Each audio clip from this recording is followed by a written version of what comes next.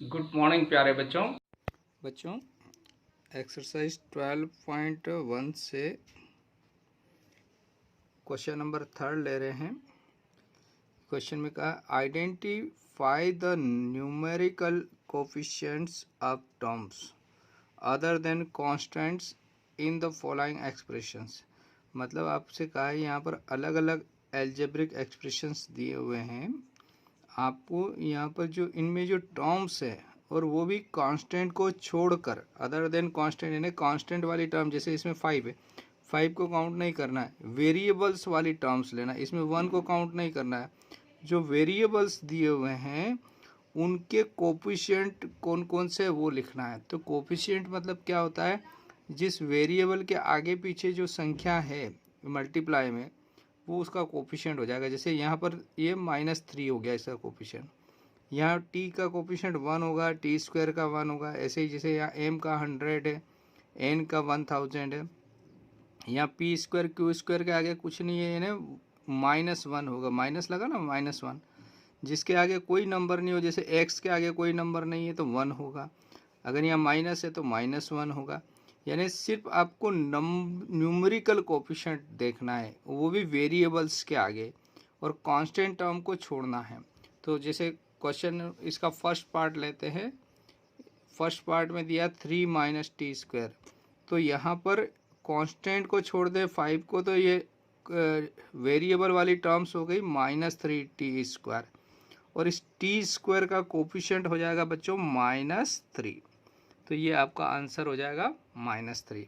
ठीक, अब इसमें देखिए इस 1 को तो छोड़ना है आपको, और आपको क्या लेना है बच्चों, टी लेना है, टी स्क्वायर लेना है, टी क्यू। तो 3 टर्म्स हो गई इसमें, तो हमने ऐसा लिख दिया टी स्क्वायर और टी क्यू, ये तीनों अलग अलग।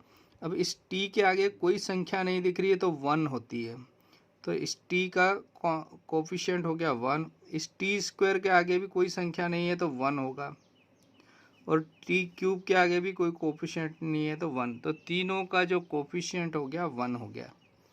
नेक्स्ट थर्ड वाला पार्ट दिया था प्यारे बच्चों आपको, x प्लस 2xy प्लस, तीनों अनलाइक टर्म्स है, तो तीन टर्म्स हो गई, x 2xy और 3y। तो इस x का वेरिएबल जो है वो 1 है बच्चों। यहाँ xy का वेरिएबल है प्यारे बच्चों 2 है। यानी वेरिएबल्स के आगे जो नंबर से वो कोफिशिएंट लिखना है। इस y का कोफिशिएंट हो जाएगा 3। नेक्स्ट इसका देखिए, अब आते हैं फोर्थ वाले में 100m और 1000n। तो दोनों m और n अनलाइक है, तो 2 टर्म्स हो गई। इस m का कोफिशिएंट हो गया 100 और n का कोफिशिएंट हो गया 1000। ठीक है बच्चों। नेक्स्ट इसके बाद वाला देखिए, -p square q square 7pq। तो देखिए यहाँ स्क्वायर है और यहाँ pq है, अगर पावर अलग है तब भी अनलाइक बन जाएंगे ये टर्म्स, दोनों अनलाइक हैं। अब इस पी स्क्वायर क्यू स्क्वायर के आगे क्या है, माइनस, तो माइनस मतलब -1 होगा वो। ठीक, इस पी क्यू के आगे क्या है 7। तो न्यूमेरिकल कोफिशिएंट देखना, नंबर क्या है, तो यहाँ -1 है, यहाँ 7 है, तो इनके कोफिशिएंट -1 और 7 हो गया बच्चों।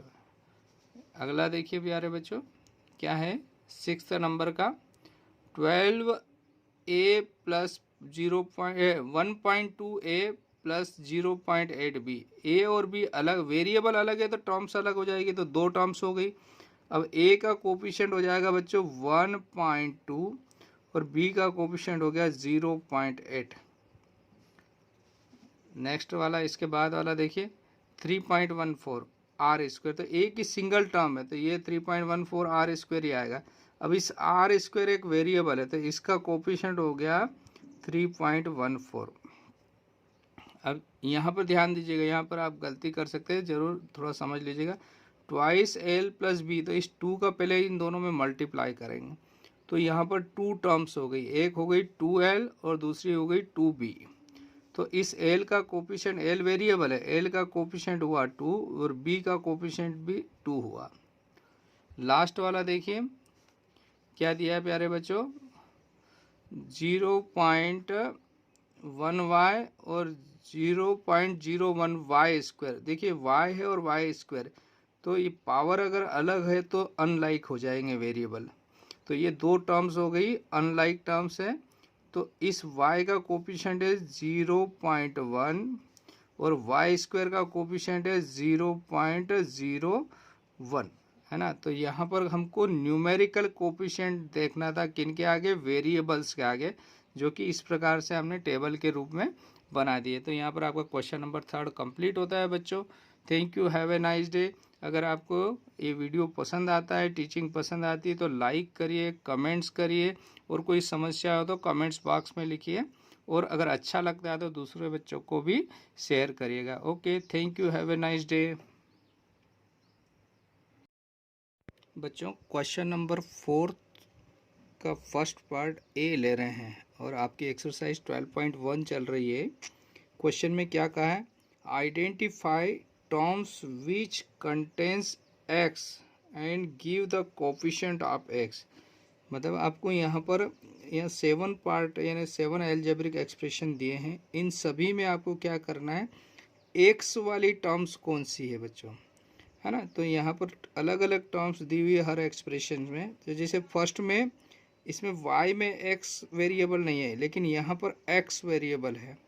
तो जैसे फर्स्ट वाला लिया हमने, तो इसमें क्या कहा है क्वेश्चन में कि x वाली जो टर्म्स है वो लिखिए आप। तो एक्सप्रेशन तो y square x plus y हो गया, तो ये y नहीं लेना आपको, सिर्फ x वाली टर्म्स। तो x वाली टर्म हो गई वाई स्क्वायर एक्स।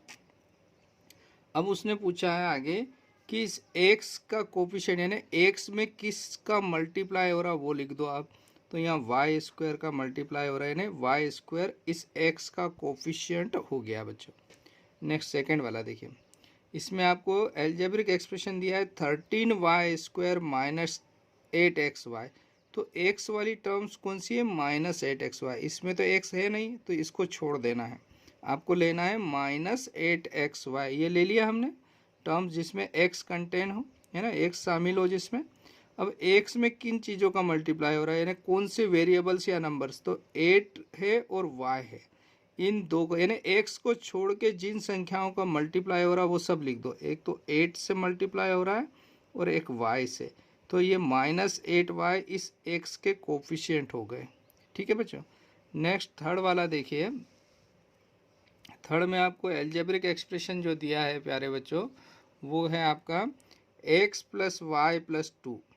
तो y और 2 इन दोनों टर्म्स में x शामिल नहीं है, तो x अकेली एक सिंगल टर्म है, तो x लिख दिया। और x में किसका मल्टीप्लाई हो रहा है, कुछ भी नहीं दिखाई दे रहा, मतलब 1 का मल्टीप्लाई।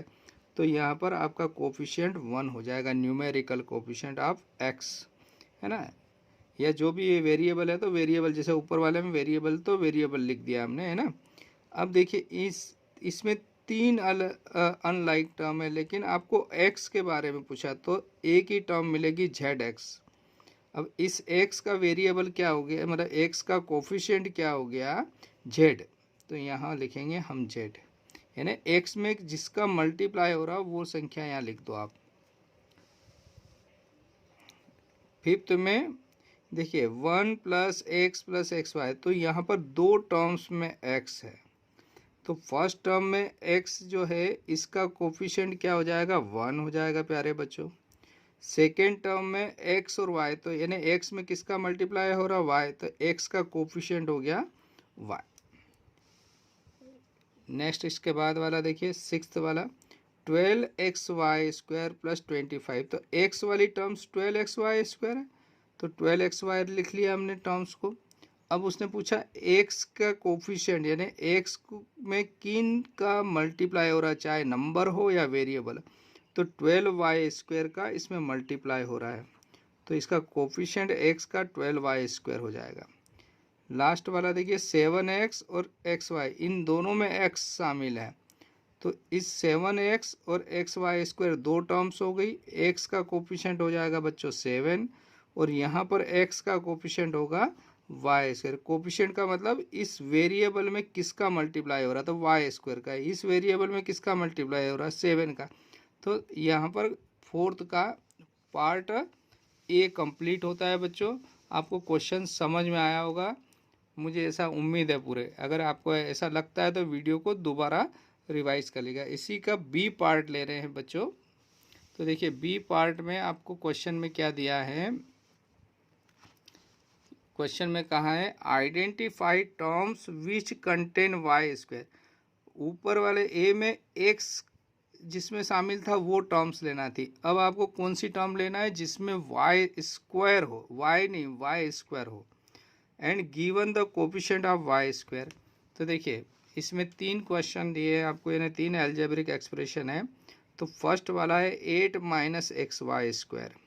तो इसमें वाई स्क्वायर वाली टर्म हो गई माइनस एक्स वाई स्क्वायर, और वाई स्क्वायर का कोफिशिएंट लिखना है, यानी वाई स्क्वायर में किसका मल्टीप्लाई हो रहा है, तो माइनस एक्स का मल्टीप्लाई हो रहा है। ऐसे ही इस वाली एक्सप्रेशन में सेकेंड में 5y स्क्वायर प्लस 7x, तो वाई स्क्वायर वाली टर्म एक ही है 5y स्क्वायर, और इस वाई स्क्वायर में किसका मल्टीप्लाई हो रहा है 5 का। ये 5 आपका कोफिशिएंट हो गया वाई स्क्वायर का। थर्ड वाला देखेंगे तो इसमें क्या कहा है बच्चों, 2x square y minus 15x y square plus 7y square. तो इसमें वाई स्क्वायर शामिल नहीं है, इन दो टर्म्स में वाई स्क्वायर है। तो ये दोनों टर्म्स हमने लिख दी यहाँ पर वाई स्क्वायर वाली। अब इसमें वाई स्क्वायर को छोड़ के किन संख्याओं का मल्टीप्लाई हो रहा है वो सारी लिख दो। तो 15x, तो ये 15 माइनस के 15 माइनस 15x इस वाई स्क्वायर के कोफिशिएंट हो जाएगा। ऐसे ही यहाँ पर 7 जो है इस वाई स्क्वायर का कोफिशिएंट हो गया। तो यहाँ पर आपका क्वेश्चन नंबर 4 कंप्लीट होता है बच्चों। Okay, thank you, have a nice day.